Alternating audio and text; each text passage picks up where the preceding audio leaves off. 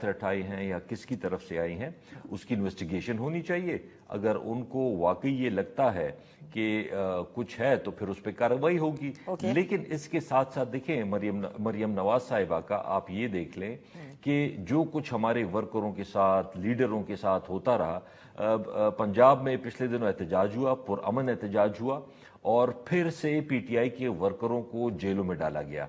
تو اب اگر یہ انتقامی کارروائی اور یہ اس طرح کی ایک طرف آپ سے بلہ بھی لے لیا، الیکشن بھی جیت گئے، ریزرو سیٹیں بھی لے لی، تو اس میں مریم نواز صاحبہ لیڈر کہاں کو بھی گئی؟ وہ جیل تو میں اب ڈال بنی ہے دیا. نا سی ایم. اس وقت تو محسن نقوی صاحب کی کیٹیکر حکومت تھی. تو وہ تو محسن نقوی صاحب بھی اگر تھے، وہ بھی زرداری صاحب کے کہتے ہیں کہ جی بیٹے کی طرح ہیں. یہ تو ساری ایک ہی کڑی ہے، مطلب ایک ہی کڑیاں ہیں مختلف اس کی. مریم نواز صاحبہ کا بھی اللہ کرے کہ وہ کوئی میچور اور کوئی اس طرح کی، لیکن ان کی باتوں سے ان کی جو ہمارے ورکرز کو پکڑا، ایسے لگتا ہے کہ وہ انتقام کے موڈ میں ہیں.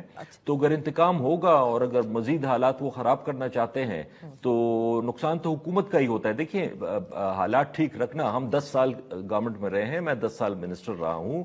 اگر اپوزیشن کچھ کہتی بھی تھی، ہم ان کو حالات خراب نہیں کرنے دیتے تھے. یہ نہیں کہ ہم ان کو اور بہانہ دے کہ حالات مزید خراب ہو جائیں. اچھا، تو عاطف صاحب